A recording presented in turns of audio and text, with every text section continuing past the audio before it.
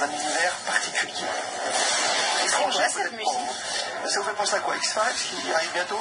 Bah oui, ça me fait penser à une musique de film. Star Wars? Non, peut-être? Bah oui, je sais pas. J'aime bien. Pierre, vous aimez la réalisation? Mettez un peu plus fort, s'il vous plaît. C'est la première course du genre. Une course de drone, Agnès. Formidable, non? Ça se passe en France? Il y en a eu en France, et là c'est la première au niveau mondial, peut-être au moins américain, parce que les Américains veulent toujours faire plus grand que les autres, évidemment. Ce soir à Miami, c'est la première épreuve du Drone Racing League. Avec nous pour en parler, c'est Xavier qui nous rejoint. Bonsoir Xavier. Bonsoir. Bonsoir Xavier. Vous êtes des grands spécialistes français, vous avez un site qui s'appelle xavdrone.com. La course de drone, c'est pas nouveau, ça a déjà existé en France, non? Non, non, c'est pas nouveau. Ça devient de plus en plus populaire. La différence, c'est que le Drone League, qui va y avoir à Miami là, cette nuit, ça va se passer dans un stade. C'est budget américain, c'est déjà plus gros qu'en France. Le stade est bloqué, il n'y a pas de spectateurs, rien du tout. Et les drones vont pouvoir voler à l'intérieur et passer dans ce qu'on appelle des airgates. C'est portes quoi? C'est comme c'est comme en ski, Voilà. D'accord. Mais elles seront allumées comme des néons, quoi, pour faire, histoire que ce soit vraiment un show, quoi. Et les pilotes se trouvent où alors?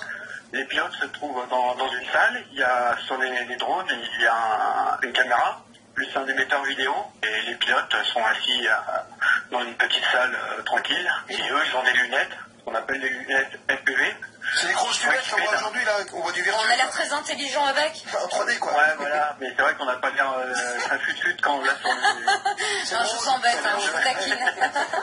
Surtout que quand on vole, en fait, en plus, on a tendance à bouger un peu partout parce qu'on est vraiment à fond à l'intérieur du drone, quoi, comme si on y était, quoi. On a l'impression que c'est quand même le sport mécanique du futur, quoi. Ça va remplacer pas mal de choses, ça va prendre, vous êtes un spécialiste, de le faire à l'échelle américaine plutôt dans un champ ou sur un parking, ça va donner un coup de booster, quoi. Disons que là, ça fait parler par rapport à chez eux, mais ce qu'il faut savoir, que technologiquement, tout a commencé en France, c'est ça qui est fort, quoi. En juin dernier, à Chartres.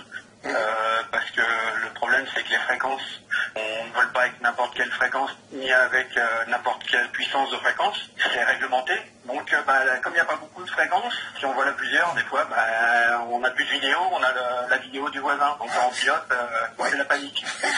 Donc, la nouveauté, c'était au mois de juin, c'est un nouveau système qui permet de voler à 10 sans avoir d'interférence et sans avoir des grosses puissances à 10 personnes en même temps, quoi. Il faut avoir un certain niveau quand même. Ça vole à combien?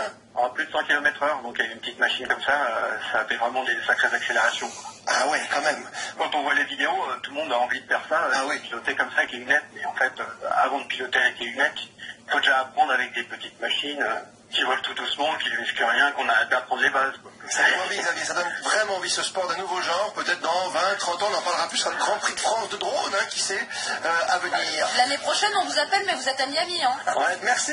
xavdrone.com, c'est votre site. Xavier est avec nous ce soir. Continuez à vous amuser cette nuit. Et puis, si vous êtes trouvé sur pas mal de sites, je pense que vous verrez évidemment les images de la première Drone Racing League. Les Américains ce soir à Miami pour leur première étape. Il y aura 6 épreuves dans ce véritable championnat. Merci beaucoup, Xavier. Bonne nuit.